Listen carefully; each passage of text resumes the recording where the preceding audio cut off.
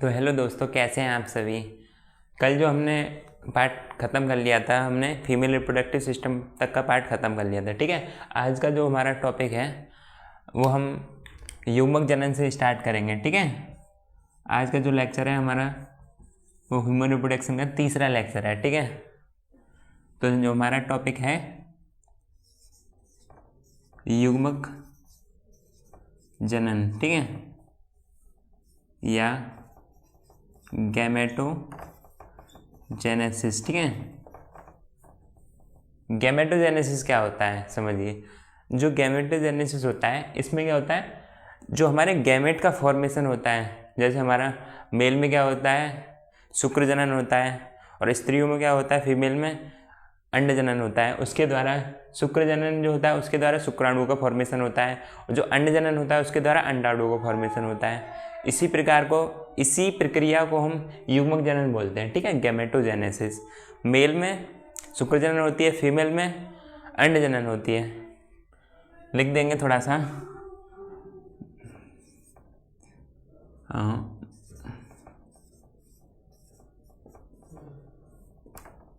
पुरुषों में शुक्र जनन से किसका फॉर्मेशन होता है, से शुक्राणु निर्माण होता है। और जो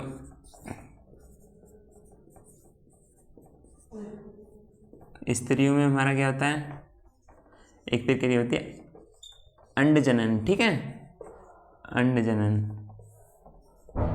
oogenesis बोलते हैं इंग्लिश में, और इसको इंग्लिश में बोलते हैं स्पर्मेटोजेनेसिस। इसमें क्या होता है, अंडाणुओं का निर्माण होता है, का निर्माण।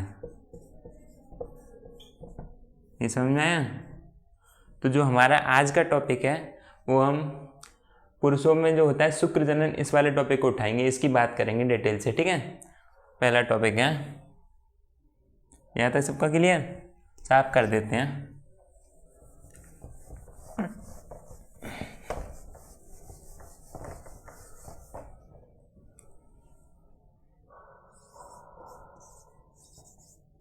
शुक्र जनन।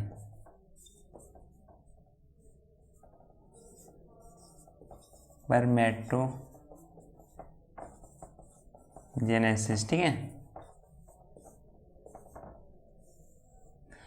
जो शुक्र जनन में क्या होता है, जो हमारा शुक्र जनन होता है ना, इसमें क्या होता है हमारा, मैंने आपको पढ़ाया था, जो टेस्टिकुलर लोब्यूल्स होते हैं, ये हमारे वृषण पालिकाएं होती हैं वृषण के अंदर। ठीक है, उनमें क्या होता है, एक एक हमारी होता है सेमिनिफेरस ट्यूब्यूल्स होते हैं।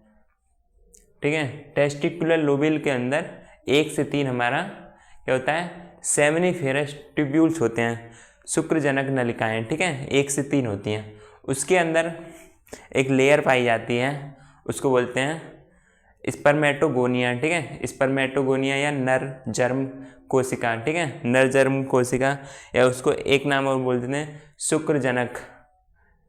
ठीक है, शुक्रजन भी बोल देते हैं, या स्पर्मेटोगोनिया, स्पर्मेटोगोनियम भी बोल देंगे यदि एक वचन है तो, और या फिर हम उसको नर जर्म कोशिका बोलते हैं। ठीक है, तो यहाँ पे हम थोड़ा सा लिखेंगे। ये प्रक्रिया हमारी कब स्टार्ट होती है, जब हम यौवनारंभ का होता है, जैसे मेल में कितने पे होता है यौवनारंभ, 16 साल की एज पे होता है। ठीक है, 14 से 16 की एज पे होता है, जब हमारे सेकेंडरी सेक्सुअल कैरेक्टर, द्वितीयक लैंगिक लक्षण हमारे विकसित होने लग जाते हैं। ठीक है, यौवनारंभ के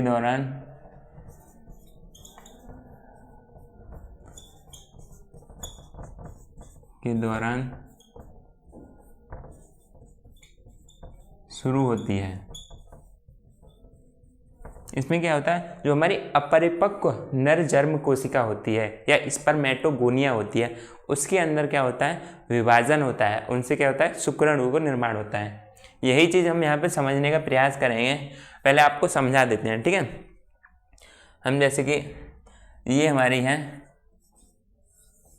2n नर जर्म कोशिका या स्पर्मेटोगोनिया। स्पर्मेटोगोनिया कहाँ होती है, एक बार फिर से समझिए। जो मैंने बताया था वृषण होता है, क्या होता है टेस्टिस, टेस्टिस के अंदर क्या होता है टेस्टिकुलर लोब्यूल्स होता है, वृषण पालिकाएं होती हैं, कितनी होती हैं 250 बताया था करीब, ठीक है। तो उसके अंदर 1 से 3 हमारी क्या होती है सेमिनिफेरस ट्यूब्यूल, ठीक है।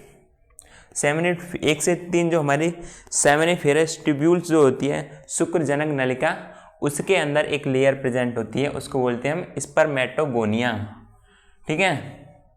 तो यहाँ पे लिख देंगे हम मेटोगोनिया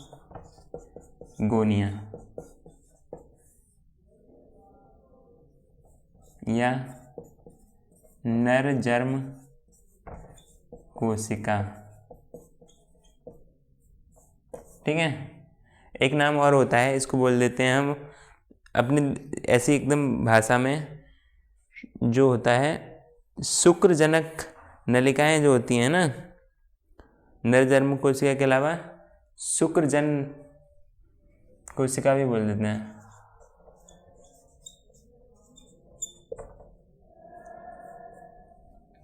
इसमें शुक्रजन कोशिका में जो विभाजन होता है, शुक्राणु का निर्माण होता है, उसी प्रक्रिया को हम शुक्रजनन बोलते हैं, ठीक है।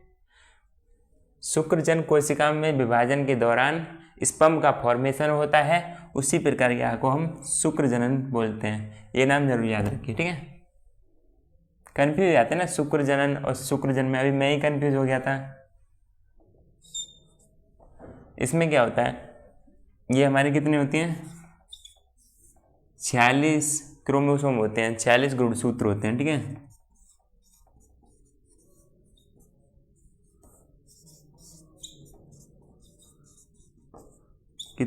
ये क्या होती है द्विगुणित, ये जो है इसमें हमारा क्या होगा स्पर्मेटोगोनिया में क्या होगा साइज इंक्रीज होगा, इसमें क्या होगा समसूत्री विभाजन होगा, इसमें समसूत्री विभाजन होगा, जो माइटोसिस होती है,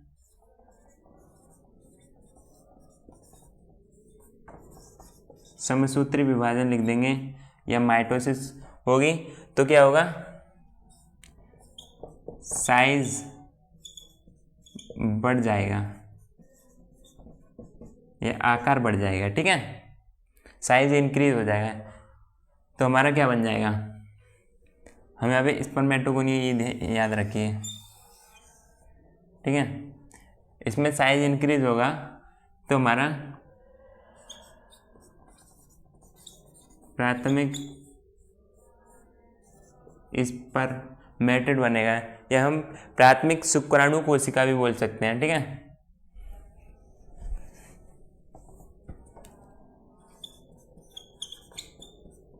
शुक्राणु कोशिका, या फिर हमारी प्राइमरी स्पर्मेटिड्स बोलेंगे ना।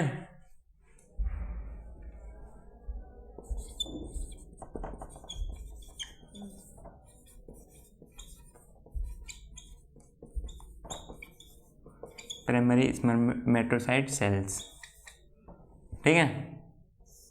ये क्या होगी हमारी, ये भी 2n ही होगी,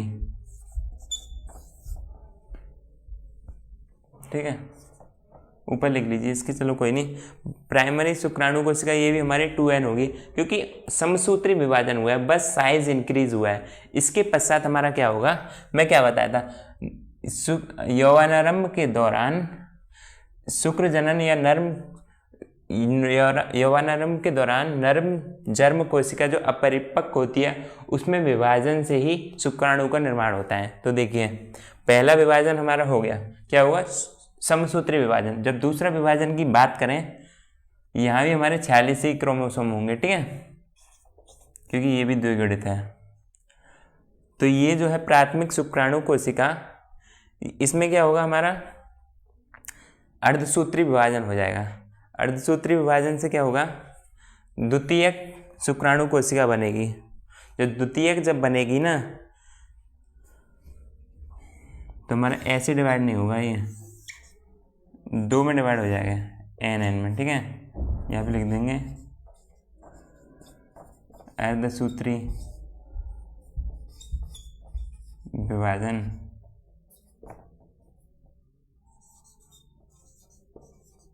ठीक है। अर्धसूत्री विभाजन फर्स्ट या प्रथम अर्धसूत्री विभाजन भी लिख सकते हैं, ठीक है।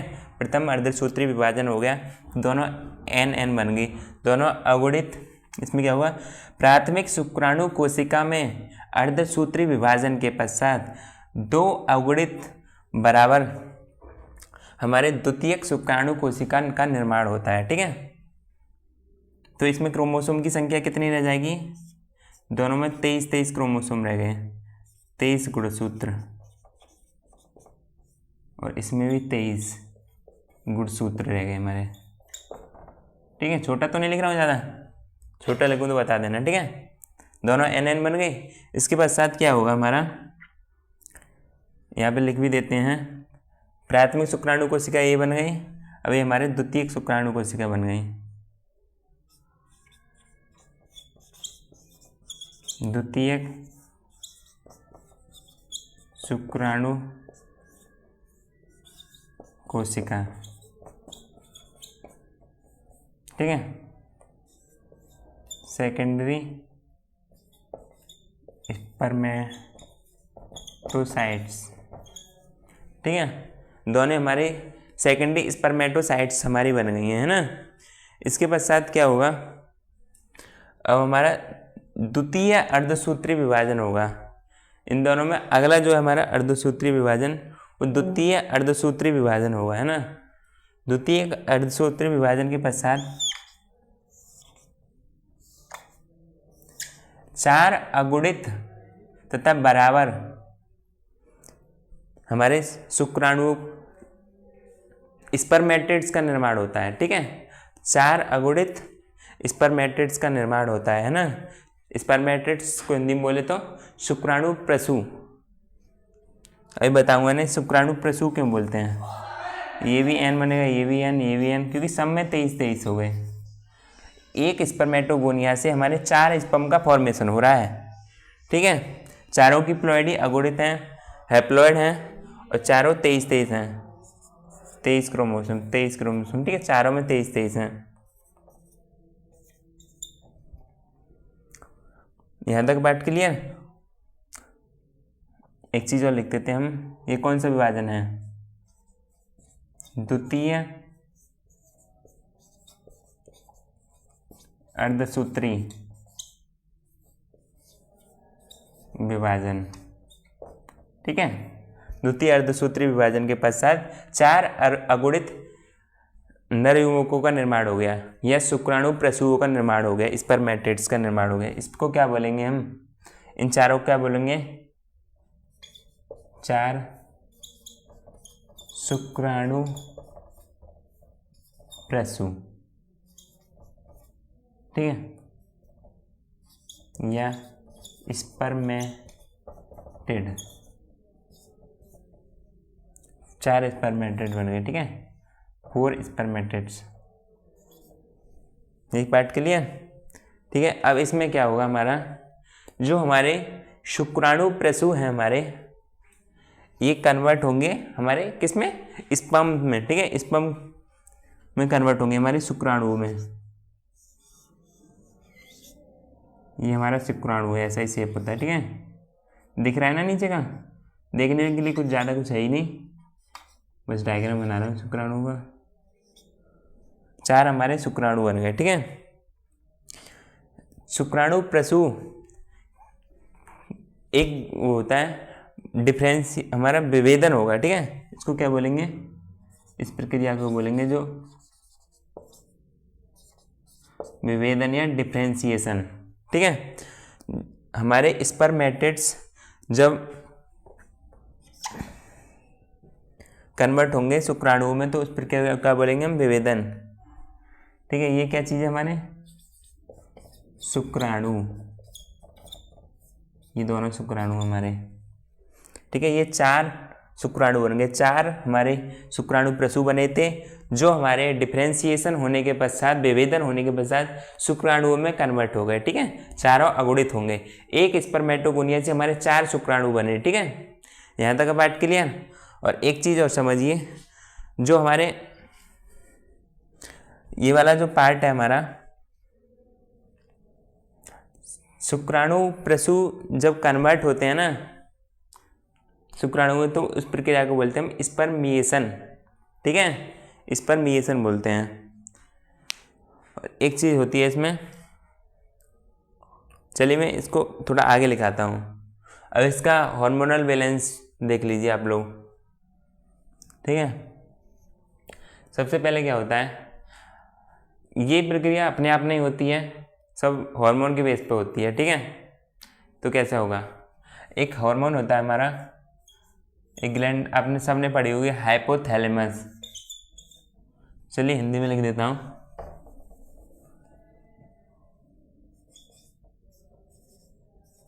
हाइपोथैलेमस।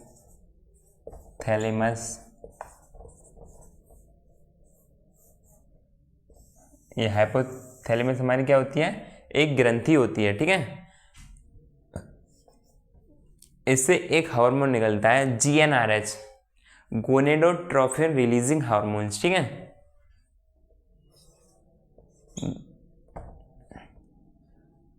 GnRH। ठीक है, इसकी फुल फॉर्म है, लिखने की जरूरत है, गोनेडोट्रोफिन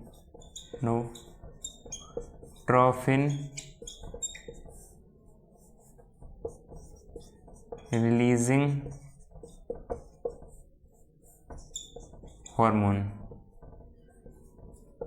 ठीक है, एंटीरियर पिट्यूटरी से हमारा हाइपोथैलेमस ग्लैंड से एक हार्मोन निकलता है GnRH, गोनेडोट्रोपिन रिलीजिंग हार्मोन।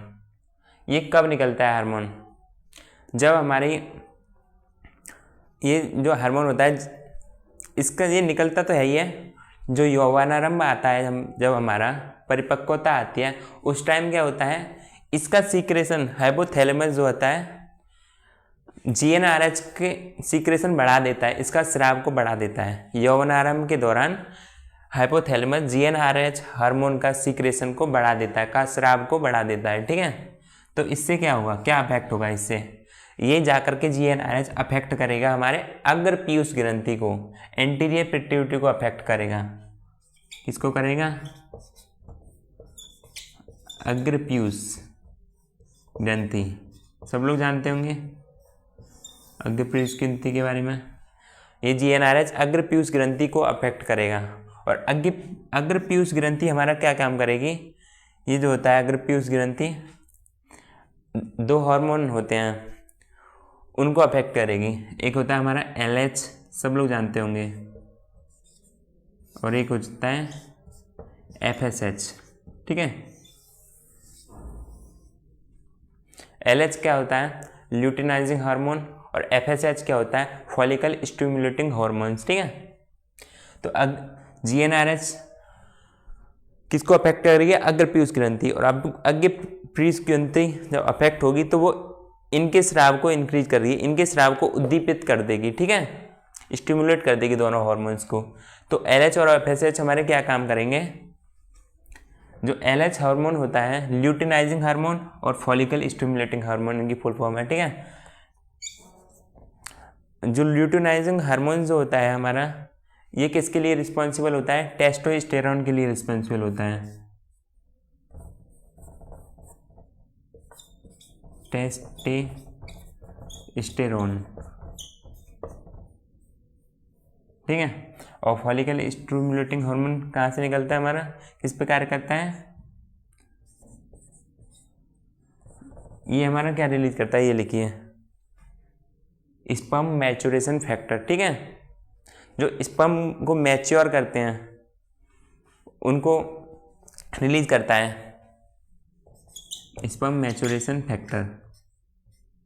ठीक है, शुक्राणु को जो परिपक्व करते हैं उनको रिलीज करता है स्पर्म मैच्योरेशन फैक्टर।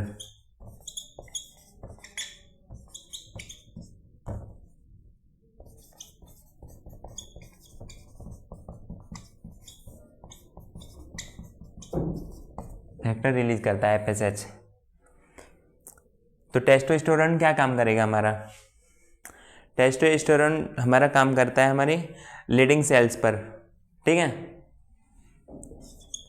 तो लीडिंग सेल से ये स्पर्मेटोजेनेसिस जो प्रक्रिया है शुक्र जनन, उसको उद्दीपित करने का काम करेगा।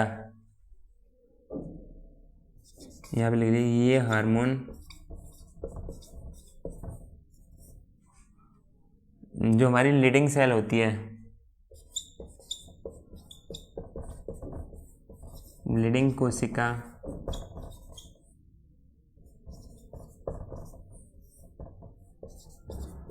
पर कार्य करता है और शुक्र जनन की प्रक्रिया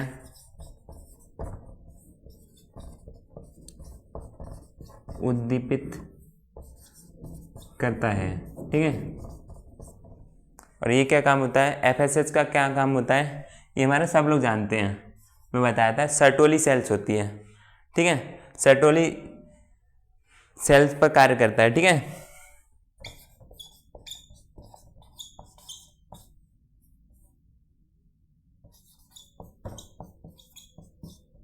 क्या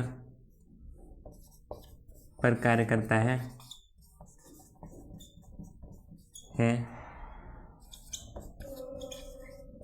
शुक्र जनन में आवश्यक है। ठीक है,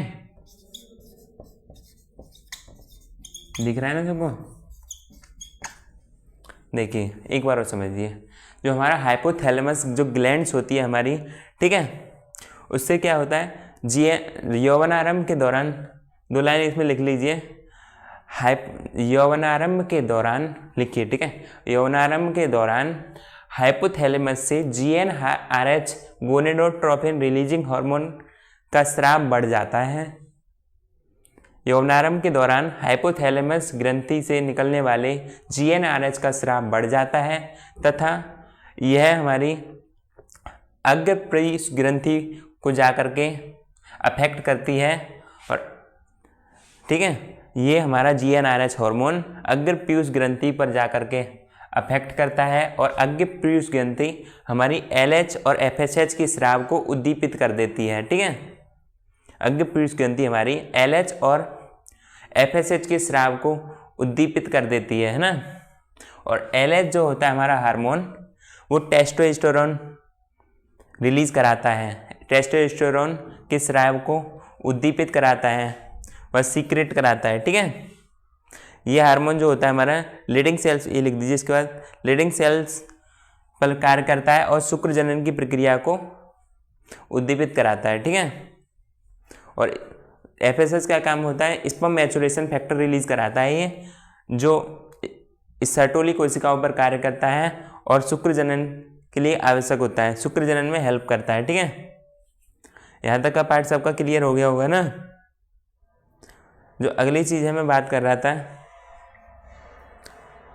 जो शुक्राणु, देखिए इसमें भी लिखिए थोड़ा, शुक्र जनन क्या है हमारी, स्पर्मेटोजेनेसिस यौवनारंभ के दौरान शुरू होती है यह प्रक्रिया। ठीक है, 14 से 16 एज के बाद शुरू होती है शुक्र जनन की प्रक्रिया।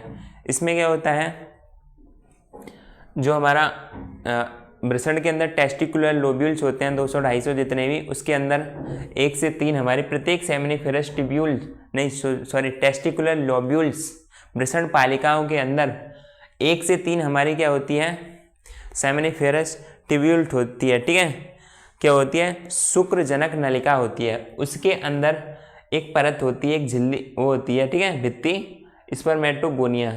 इस स्पर्मेटोगोनिया में, ये लिखिए, स्पर्मेटोगोनिया में विभाजन के पश्चात ही शुक्राणुओं का निर्माण होता है। ठीक है, यहाँ तक लिख लिया। अब एक बार समझिए इसको, स्पर्मेटोगोनिया को नर जर्म कोशिका भी बोल देते हैं या शुक्र जनक कोशिका भी कहते हैं। ये नर जर्म कोशिका जब अपरिपक्व होती है तब ये विभाजन से शुक्राणुओं का निर्माण करती है। ठीक है, इसको लिख देते हैं, सॉरी अब लिखिए विकी मत, इसमें कंफ्यूज हो जाएंगे। स्पर्मेटोगोनिया में हमारा समसूत्री विभाजन होगा। समसूत्री विभाजन से क्या होगा, इसका साइज बड़ा हो जाएगा और गुणसूत्रों की संख्या 46 ही रहेगी, द्विगुणित रहेगा। ठीक है, और इसके पश्चात हमारा प्राथमिक शुक्राणु कोशिका बनाता है, प्राइमरी स्पर्मेटोसाइट्स सेल्स बनाएगा, है ना। इसके पश्चात प्रथम अर्धसूत्री विभाजन होगा, फर्स्ट मियोसिस डिवीजन होगा, जिससे हमारे दो अगुणित दोनों 23 क्रोमोसोम के गुणसूत्र बन जाते हैं। सॉरी, दोनों गुणसूत्र जो होते हैं 23 होता है उनमें, है ना, दोनों हैप्लॉइड होते हैं। इसके पश्चात हमारा द्वितीयक अर्धसूत्री विभाजन होगा, जिसके पश्चात 4 अगुणित नरयुग्मक बनेंगे या शुक्राणु प्रसू बनेंगे या स्पर्मेटिड्स बनेंगे, है ना। और स्पर्मेटिड्स जो होते हैं हमारे विभेदन के पश्चात शुक्राणुओं का निर्माण कर लेते हैं। जब शुक्राणु प्रसू हमारे, ये बताने वाला, शुक्राणु प्रसू हमारे विभेदन के पश्चात शुक्राणुओं का निर्माण करते हैं, इस प्रक्रिया को क्या बोलते हैं हम, स्पर्मिएशन, ठीक है, स्पर्मिएशन बोलते हैं इस प्रक्रिया को। जब शुक्राणु प्रसू हमारे विभेदन के पश्चात, डिफरेंशिएशन के पश्चात शुक्राणुओं का जब निर्माण कर लेते हैं, तो इस प्रक्रिया को क्या बोलते हैं हम, वीर्य निषेचन, वीर्य सेचन या स्पर्मिएशन बोलते हैं, ठीक है। यहाँ पे लिख दीजिए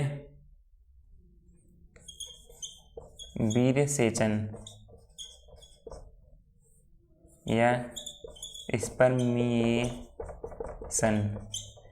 इसमें क्या लिखेंगे,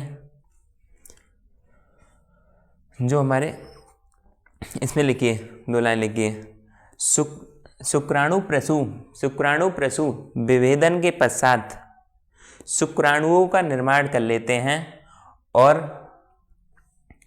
जो हमारे जो होती हैं शुक्रजनक नलिकाओं से बाहर आ जाते हैं। इस प्रक्रिया को शुक्रजनक नलिकाओं से बाहर आ जाते हैं, इस प्रक्रिया को क्या बोलते हैं, वीर्य सेचन या स्पर्मिएशन बोल देते हैं, ठीक है, स्पर्मिएशन बोल देते हैं इस प्रक्रिया को।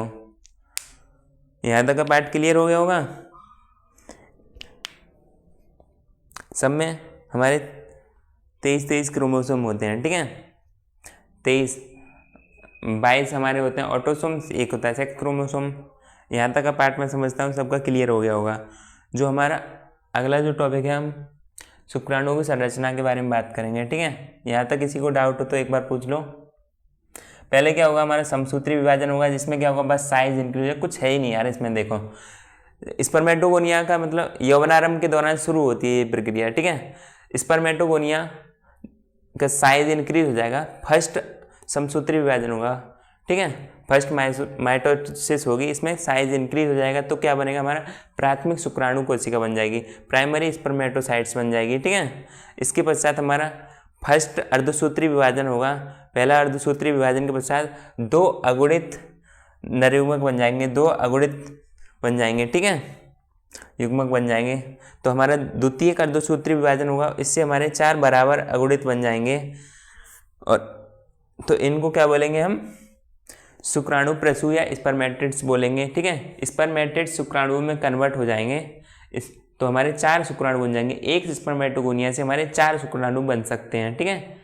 और जो हमारे शुक्राणु प्रसू जब कन्वर्ट होके हमारे विभेदन के पश्चात शुक्राणुओं का निर्माण कर लेते हैं, और हमारे जो सेमिनिफेरस ट्यूब्यूल्स जो होते हैं उनसे बाहर जो आने की प्रक्रिया, शुक्रजनक नलिकाओं से, शुक्र जनन नलिकाओं से जो बाहर आते हैं, इस प्रक्रिया को हमारा वीर्य सेचन कहते हैं। किसको, जो हमारे शुक्राणु प्रसू कन्वर्ट होकर शुक्राणु बना लेते हैं, और जो हमारे सेमिनिफेरस ट्यूब्यूल से बाहर आ जाते हैं, इस प्रक्रिया को वीर्य सेचन कहते हैं, ठीक है। यहाँ तक का पार्ट सबका क्लियर, ठीक है। आप लोगों को स्क्रीन पे एक डायग्राम दिखेगा, ठीक है। इसमें क्या दिख रहा है, ये देखिए डायग्राम 3.5 शुक्रजनक नलिकाएं, ठीक है। इसमें क्या होगा, जैसा कि मैंने आपको बताया था, जो हमारा स्पर्मेटोगोनिया होता है किसके अंदर होता है, हमारा सेमिनिफेरस ट्यूब्यूल्स के अंदर होता है, ठीक है, शुक्रजनक नलिकाओं के अंदर होता है। जो हमारे टेस्टिकुलर लोब्यूल्स के अंदर पाया जाता है, किसके अंदर, वृषण पालिकाओं के अंदर पाई जाती हैं। 1 से 3 शुक्रजनक नलिकाएं उसके अंदर प्रेजेंट होता है, ठीक है। तो देखिए स्पर्मेटोगोनिया मैंने बता ही दिया किसके अंदर पाई जाती हैं, शुक्रजनक नलिकाओं के अंदर पाई जाती हैं। तो ये देखिए डायग्राम में आपको शुक्रजनक नलिका दिख रहा होगा, शुक्रजनक, ठीक है। स्पर्मेटोगोनिया दिख रहा है आपको, शुक्रजन दिख रहा है आपको, स्पर्मेटोगोनिया, है ना, जो आगे चल करके हमारे विभाजित होगी और सर्टोली सेल्स इसमें भरे हुए हैं, है ना।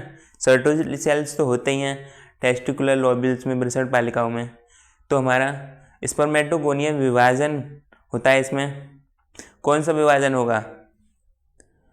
माइटोसिस होगा, ठीक है। समसूत्री विभाजन के पश्चात क्या बनना है हमारा? प्राथमिक शुक्राणु कोशिका बनना है, क्योंकि साइज इंक्रीज हो जा रहा है ना।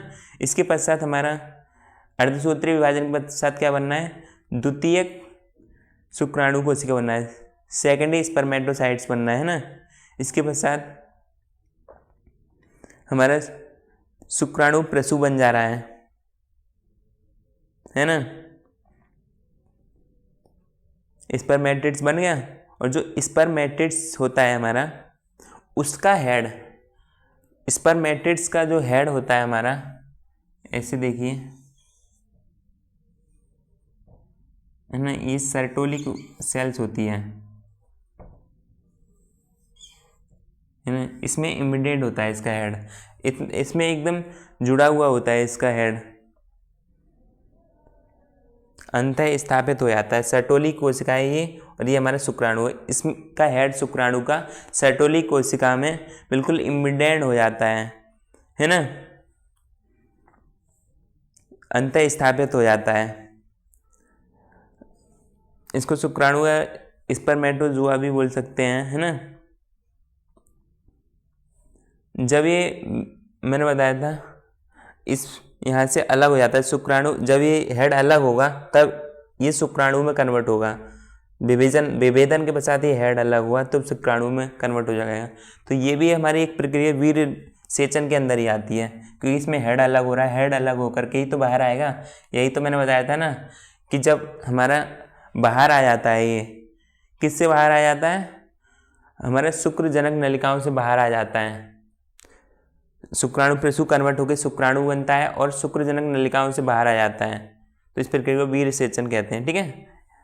इसका हेड इम्बिडेंट है, जुड़ा हुआ है, अंतः स्थापित है, तो ये अलग होगा इसका हेड विभेदन के पश्चात, ठीक है। इस डायग्राम में पूरा डायग्राम क्लियर हो गया होगा।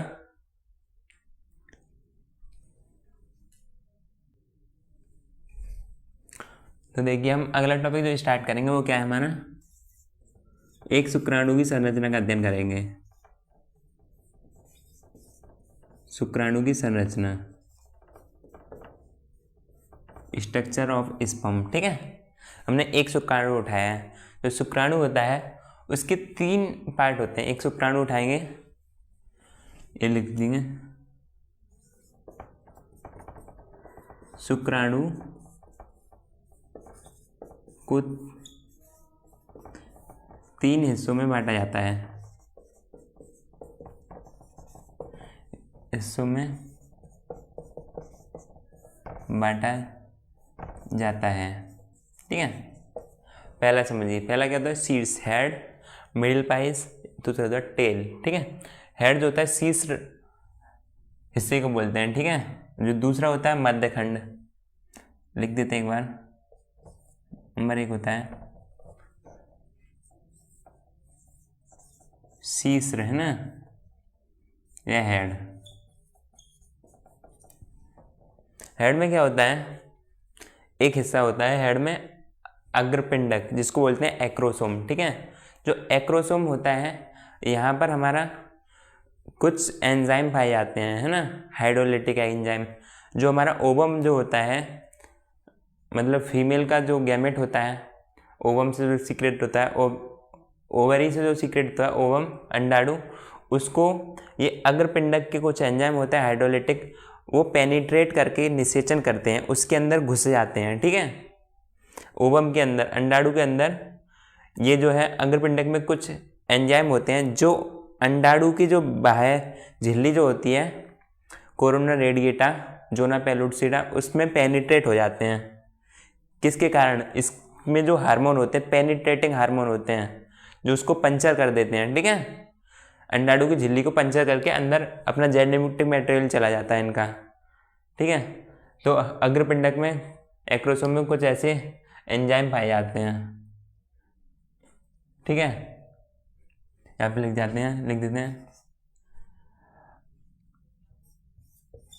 पेनिट्रेटिंग एंजाइम प्रेजेंट, ठीक है, होते हैं हेड वाले पार्ट, जो हेड का जो एक्रोसोम वाला पार्ट होता है उसके अंदर होते हैं ना। और जो शुक्राणु की शीर्ष होता है उसके अंदर एक चीज़ और रहती है, शीर्ष वाले पार्ट में एक हैप्लॉइड, एक अगुणित न्यूक्लियस होता है, ठीक है, केंद्रक भी होता है, ठीक है। और अग्रपिंडक के बारे में मैंने बता ही दिया। एक्रोसोम में इसमें कुछ पेनिट्रेटिंग एंजाइम होते हैं जो अंडाणु की बाह्य भित्ति को पंचर करके अंदर घुस जाते हैं, अपना जेनेटिक मटेरियल को अंदर घुसा देते हैं, है ना। ये वाला पार्ट क्लियर हो गया। जो दूसरे की बात करते हैं हम, क्या है, मिडिल पीस। आप लिखना चाहें तो इसमें आगे और लिख सकते हैं। मिडिल पीस के बारे में लिखते हैं मध्यखंड। मध्यखंड जो होता है हमारा मिडिल पीस, इसमें क्या होता है,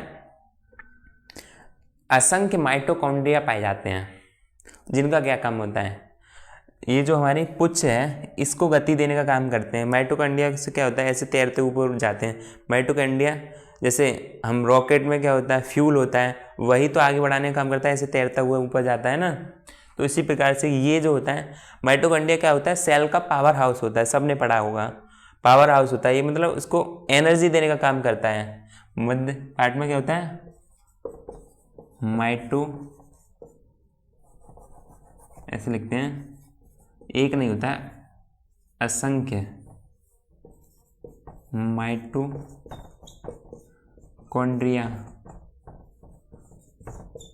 होते हैं जो पुच्छ या टेल को गति प्रदान करते हैं।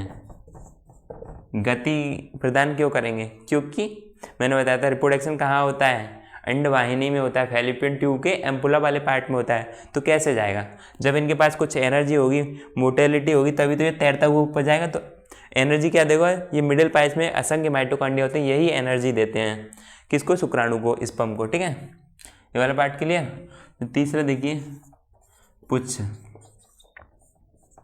टेल, ये क्या होता है, एक मोटाइल पार्ट होता है जो तैरने का काम करता है, इसमें कुछ ज़्यादा है नहीं है। और ग्रीवा देखिए, गर्दन को हम ग्रीवा बोल देते हैं ना। और एक चीज़ और समझिए, हाँ तो देखिए एक छोटी सी प्रॉब्लम हो गई थी, तो मुझे यहाँ से आगे का पार्ट दोबारा रिकॉर्ड करना पड़ रहा है। तो हम बात कर रहे थे शुक्राणु की संरचना की, ठीक है। इसमें क्या होता है, शुक्राणु की संरचना में जो शुक्राणु की पूरी बॉडी होती है, पूरी काय जो उसकी होती है, वो एक झिल्ली में, प्लाज्मा झिल्ली से आवृत रहती है, ठीक है। लिख देते हैं, वहाँ से आगे का पार्ट है ये, ठीक है।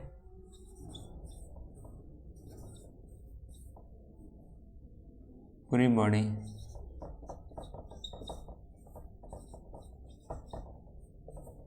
एक प्लाज्मा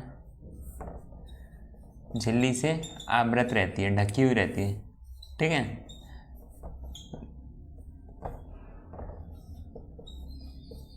ढकी रहती है, समझ में आ गया। शुक्राणु का डायग्राम मैंने बना के बताया था, वो पूरा जो है शुक्राणु का, एक तो हेड रहता है, एक मिडिल पाइस रहता है, एक टेल रहती है, पूरी बॉडी एक झिल्ली में ये हमारी प्लाज्मा झिल्ली से आवृत रहती है, ढकी हुई रहती है, ठीक है।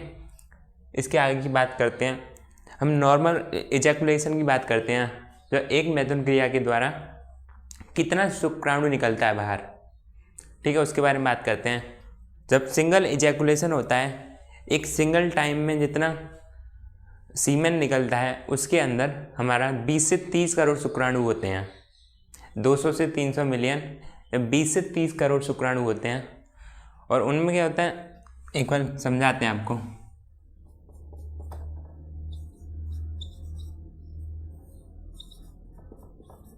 एक बार में 20 से 30 करोड़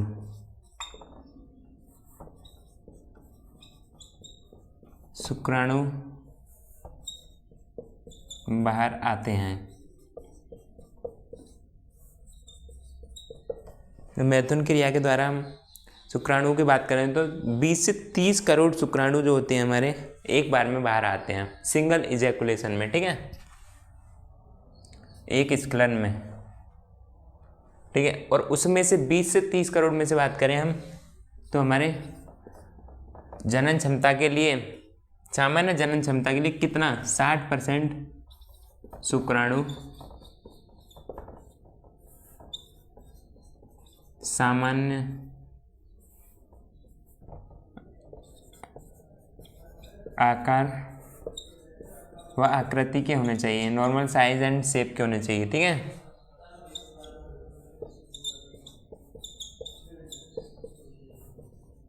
यहाँ तक क्लियर।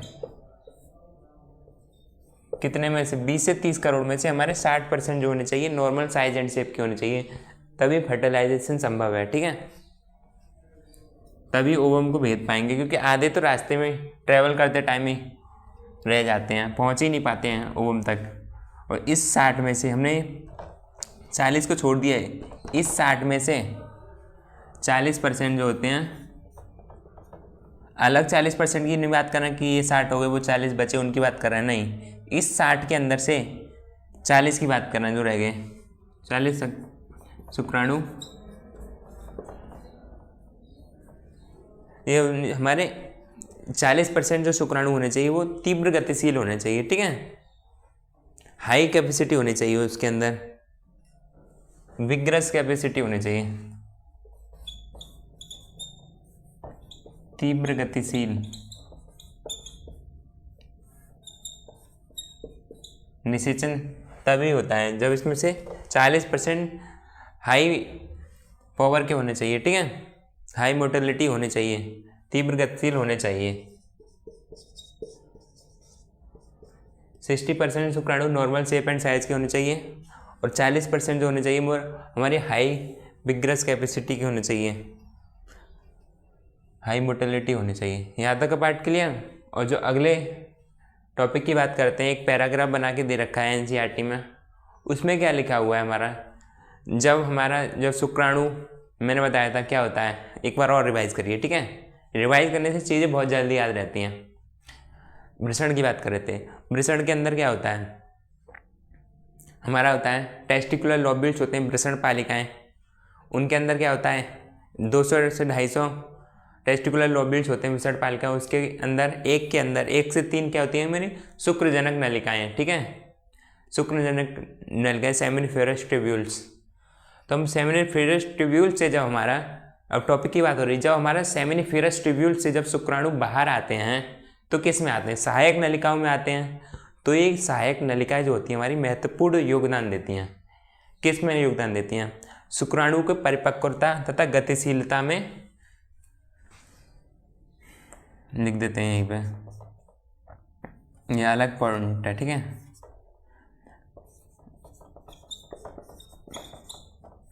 सहायक नलिकाएं शुक्राणु की परिपक्वता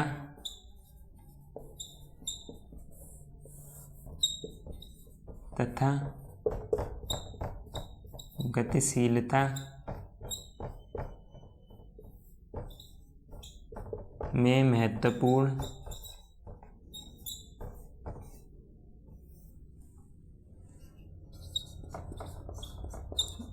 योगदान देती हैं, ठीक है।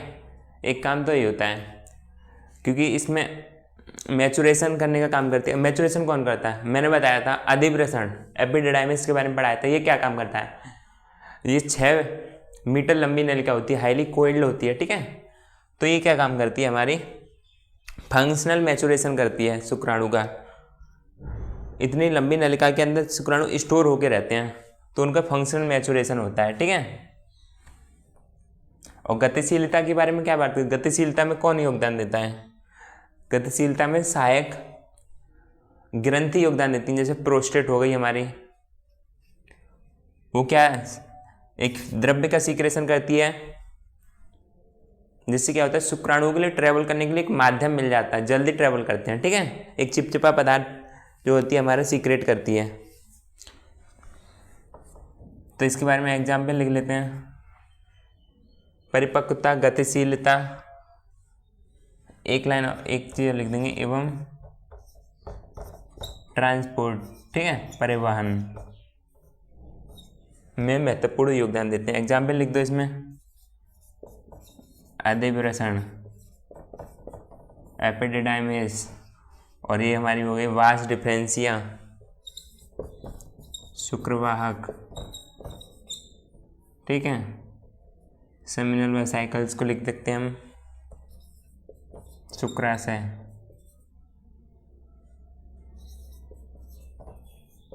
प्रोस्टेट भी इसी में लिख दो। और जो हमारी सहायक नलिकाएं जो रहती हैं ना हमारी, उनके कार्य को नियंत्रण पता है कौन करता है, देखो इन सहायक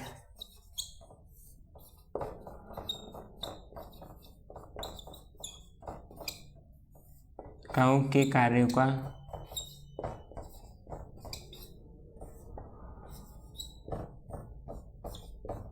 का नियंत्रण हमारा जो हार्मोन होता है, वृषण हार्मोन जो होता है हमारा, क्या बोलते हैं, एंड्रोजन, मेल हार्मोन जो होता है, लिख देंगे पुरुष हार्मोन,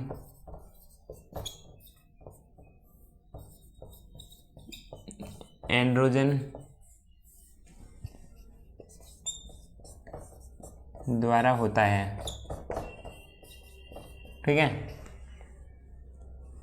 यहाँ तक पाठ के लिए इन नलिकाओं के कार्य को जो नियंत्रण होता है प्रोस्टेट के या अधिवृषण के या शुक्रवाहक के, वो एंड्रोजन द्वारा होता है। एक चीज और हमारा वीर्य, सीमेन सब लोग जानते होंगे, वीर्य या सीमेन, इसका निर्माण कैसे होता है बताइए। वीर्य में क्या होता है हमारा, इंग्लिश में इसको सीमेन बोलते हैं। इसमें शुक्राणु, स्पर्म प्लस शुक्राणु प्लाज्मा मिलकर के वीर्य का निर्माण करते हैं। वीर्य में हम शुक्राणु तो क्वांटिटी की बात हो रही है, इसमें न जाने शुक्राणु प्लाज्मा में न जाने कितने फ्लूइड होते हैं, कितने द्रव्य होते हैं। इसमें सेमिनल वेसाइकल्स का फ्लो आ जाता है, शुक्राशय का, है ना, प्रोस्टेट का आ जाता है, और हमारा एक और ग्लैंड बताए थे आपको, काउपर्स ग्लैंड, ठीक है, या वल्वो यूरेथ्रल ग्लैंड, उसका भी स्राव आ जाता है। 60% तो हमारा उसी का स्राव होता है, किसका, सेमिनल वेसाइकल्स का, ठीक है, और 10% शायद उसका होता है हमारे काउपर्स ग्लैंड का। तो शुक्राणु को तो एक क्वांटिटी रहती है। वीर्य में आप सोचें शुक्राणु नहीं, न जाने कितने फ्लूइड होते हैं उसमें, फ्रक्टोज, कैल्शियम, और जो हमारे क्लॉटिंग फैक्टर होते हैं, ठीक है, जो क्लॉट कर देते हैं, बहुत चीज़ें रहती हैं, तो सब मिलकर के वीर्य बनाते हैं कॉमन रूप से, ठीक है। यहाँ तक का टॉपिक क्लियर। और किसी को कोई दिक्कत या किसी को कोई पूछना हो तो कमेंट में पूछें, ठीक है।